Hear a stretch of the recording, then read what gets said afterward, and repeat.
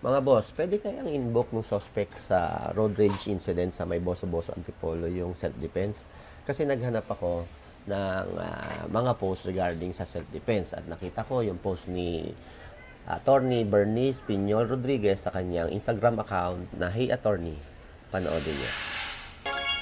Hey Attorney, self-defense ba ang pagbaril o pagpatay sa kasuntukan in a road rage incident? If nagsuntukan kayo pero ginamitan mo ng baril ang kalaban mong unarmed and you aimed for the vital parts like the head or the chest, then no, this is not self-defense. According to Article 11 of the Revised Penal Code, here are the elements of a valid self-defense. Number 1, there is unlawful aggression. Dapat ikaw ang inatake or there is an immediate danger to your life.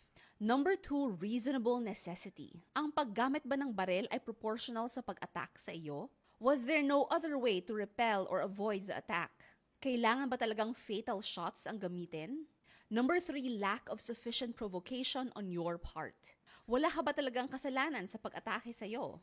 If may isang element na missing, then you cannot invoke self-defense. If let's say yung shooter ay merong opportunity na makatakas or makaalis sa away, magtago sa sasakyan niya or humingi ng tulong sa iba, pero mas pinili niyang ilabas ang baril at barilin ang kanyang mga kaaway sa vital parts, then there is no self-defense because the element of reasonable necessity is missing. And since this is not a justifying circumstance, you have to face the consequences of your action.